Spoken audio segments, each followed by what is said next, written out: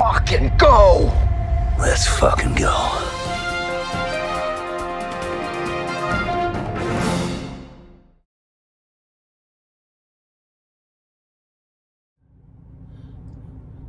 Okay, you've been warned.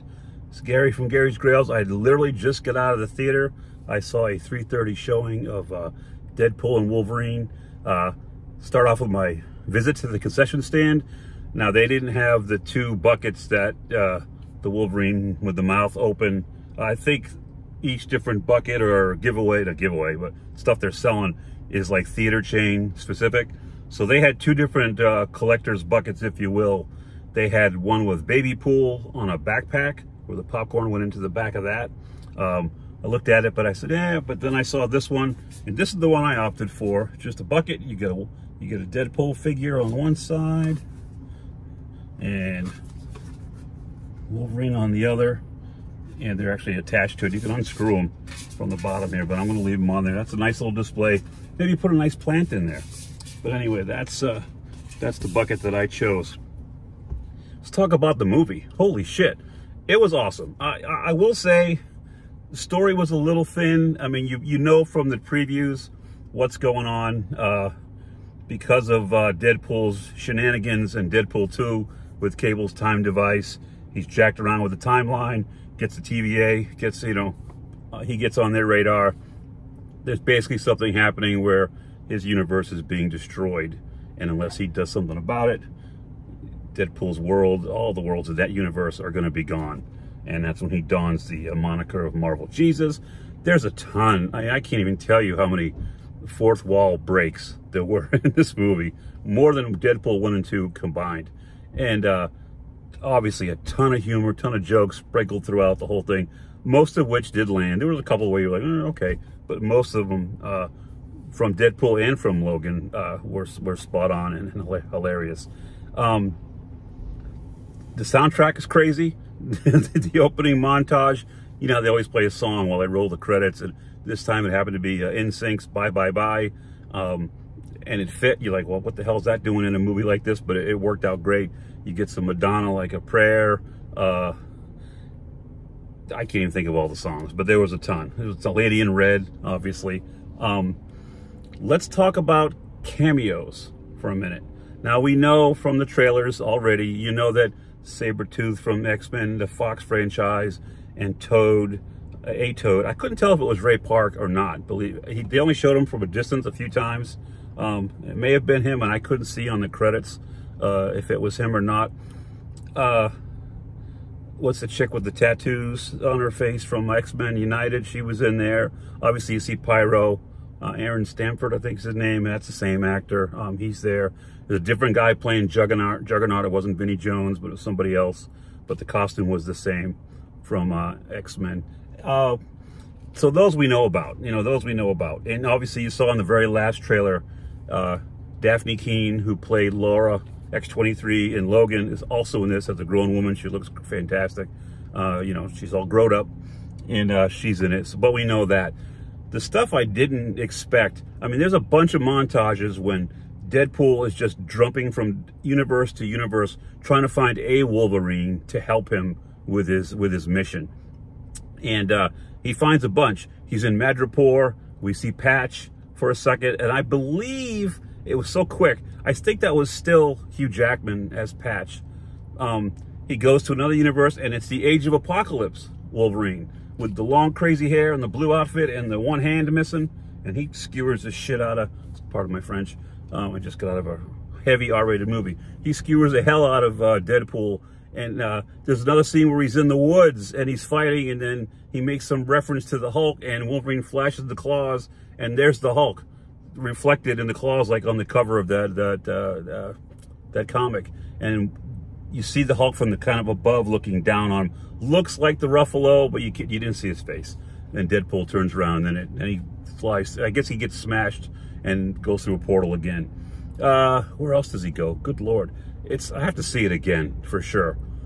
Later on in the movie, some of the big cameos, which were great, which we knew, or maybe if you didn't know, Jennifer Garner, Elektra, is in it, and she's in it a bunch, and that's cool. They make a reference to what happened to Daredevil, and she's like, who cares, kind of thing. And I guess that was more of a jab on her. Used to be married to Ben Affleck back in the day.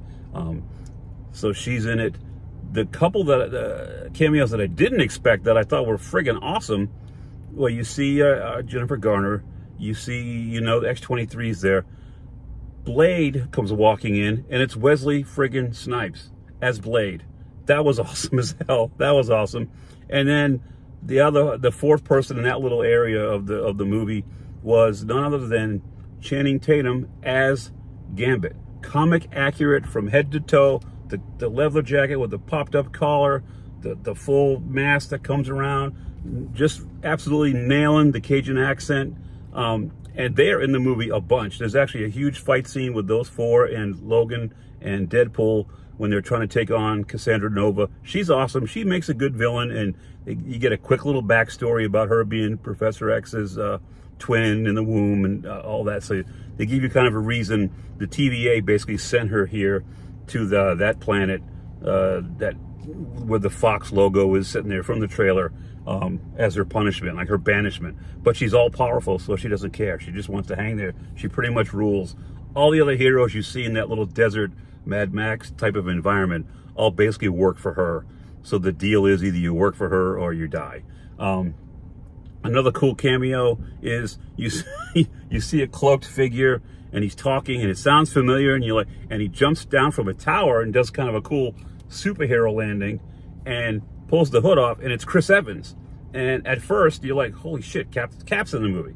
And even Deadpool says, Cap? And then he keeps talking, and then the hoodie stuff comes off, and he's Johnny Storm from Fantastic Four, from the Fox Fantastic Four. Same outfit and everything. Flames on, flies up in the air. It's and I won't tell you any more about him, but he's in it for a couple different cool scenes. So that was unexpected and very cool.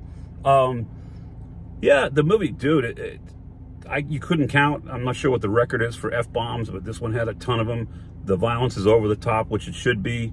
There's even a scene at the beginning where Deadpool starts off by going to the place at the end of Logan where X-23 buried him, and you see the grave with the X on its side and dirt flying. He's trying to dig him up because he thinks with his healing factor he could still be in his regeneration, he could still be alive. He's not. He's just an adamantium skeleton, which Deadpool then proceeds to use pieces of that to kill all these TVA agents to the sound of NSYNC's Bye Bye Bye. That's like the opening. That's the first 5 minutes.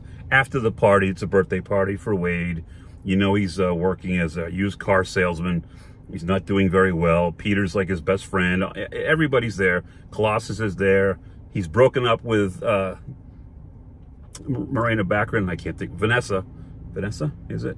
Yeah, he's broken up with her, and she's seen somebody else. So it's Wade's kind of lost his way, which is his whole purpose for trying to save the universe. Anyway, I thought it was fantastic. It's definitely worth a second and maybe third viewing. I lucked out that the showing I went to only had about 25, 30 people. I was supposed to go to a later show at 4, and I noticed that my local Regal added a 3:30, so when I went, I just swapped my ticket. And I think we just got in before it's crowded now. I see tons of people rolling in, and the shows tonight, I'm sure, are going to be sold out.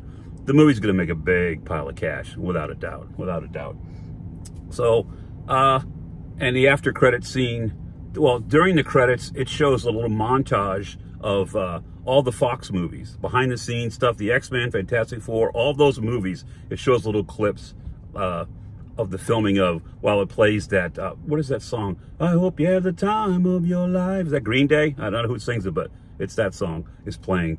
And then you get a closing credit scene, which is Deadpool after credits, which he talks about Johnny Storm again. Something happened. I'll leave one thing out. Just something crazy happens to Johnny Storm in the movie, and then Logan blames Deadpool for getting this happening to him, and then he proves his point at the end of the movie. That's the only thing I'll leave on the table still. So that is it, man. I had a great time. I definitely will go see it again. It was a fun. The running time is about 2 hours and 8 minutes. Just for those of you watching this video that know my videos, before the movie comes on, before the trailers, they just show different stuff from Fandango and things like that. And they're doing some re-release of, guess what friggin' movie? Coraline. So the first thing I walk in, set my stuff down, all of a sudden I see Coraline on the screen. I'm like, holy shit, this isn't funny, you know? So I can't escape her, I swear to Christ. Button-eyed, you know what. So anyway, that's it. It's Gary from Gary's Grails. Hoping you guys get out there. And if you did like this video, hit the like button. Subscribe if you're not already. If you're watching it, you didn't care about spoilers. If you cared and you're watching it, well, that shit's on you. I'm sorry, but you were warned a bunch.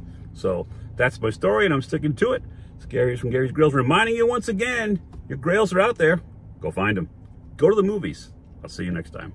I give it a 10. A 10.